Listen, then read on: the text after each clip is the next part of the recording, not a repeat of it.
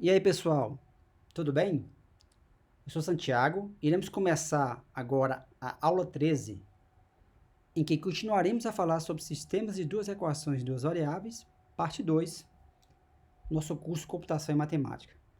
Então, outro método que existe para calcular o conjunto verdade de um sistema de duas equações de duas variáveis no universo R2 é o método da substituição, né? Que vocês já viram ou vão ver. E a ideia básica do método é essa: é você substituir uma variável em uma equação de forma que esta fique com apenas uma variável, sendo que a outra foi substituída. Depois que você encontrar o valor de uma variável, basta substituí-lo em uma das duas equações para obter o valor da outra variável. Vamos lá então. Esse sisteminha aqui é o mesmo que nós mostramos na aula passada, quando falamos do método da adição. Então, esse sistema é da forma ax mais by igual a c, dx mais ey igual a f, tá? Iremos, então, isolar o y na equação 1. Aí nós fazemos isso aqui, né?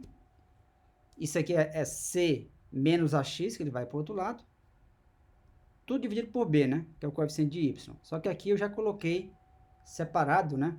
Tá? As frações. Então, ficou c sobre b mais menos a vezes x sobre b.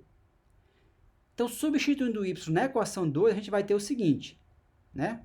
Dx, aí aplicando a propriedade distributiva, já vamos colocar aqui embaixo e vezes c sobre b, né? Substituir lá o y, tá? Mais e vezes menos a vezes x dividido por b, igual a f.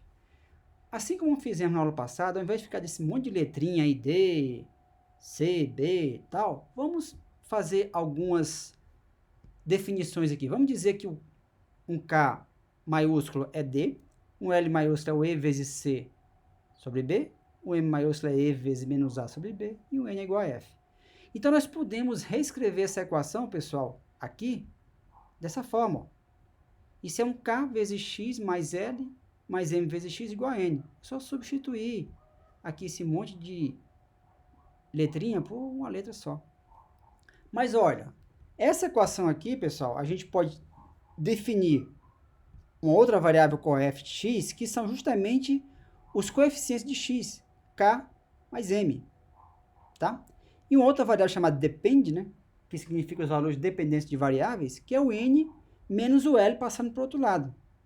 Então, perceba, se a gente fizer isso aqui, pessoal, a gente vai ter esse k mais m multiplicando o x é igual a n menos l. Portanto, o x nada mais é do que esse depende, que é o n menos l, dividido por k mais m.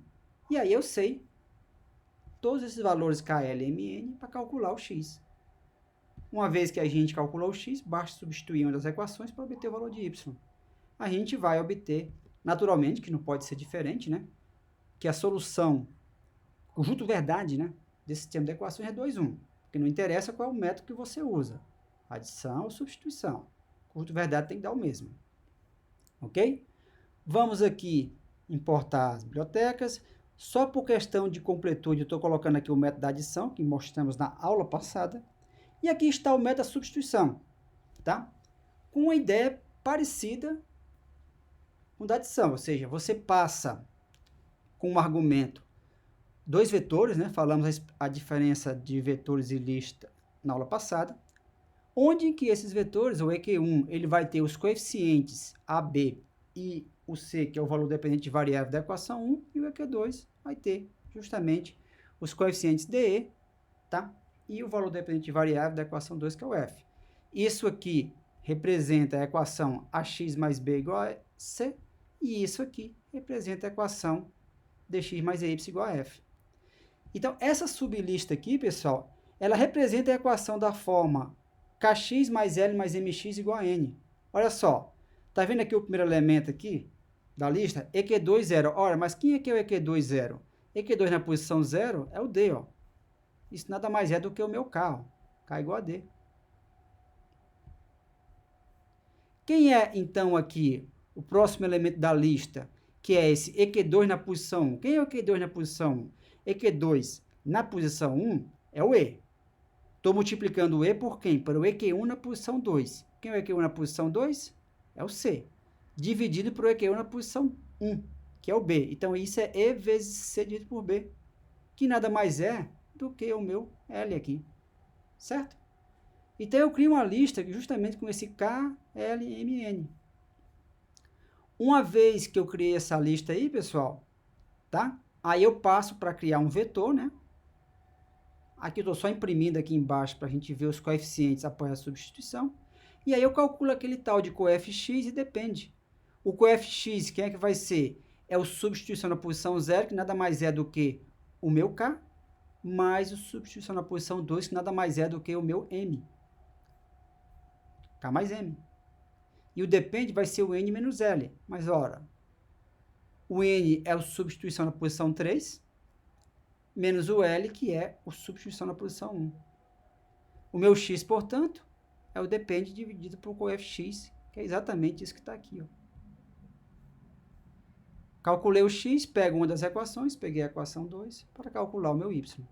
Então, mais uma vez, pessoal, nós identificamos um padrão relacionado ao sistema de equações e o método da substituição. Uma vez que a gente encontra esse padrão, fica fácil implementar um método e obter o resultado. Beleza? Então, vamos rodar isso aqui. Está aqui a mesma equação lá de cima. X mais 2y é igual a 4. 3x menos 5y é igual a 1. Mesmo esquema da aula passada. Tá vendo? Passa a lista para ter os vetores. Passa isso para o método. Vamos ver o resultado? O resultado é 2, 1, como não podia ser diferente. E aqui é justamente o meu K, que é 3, certo?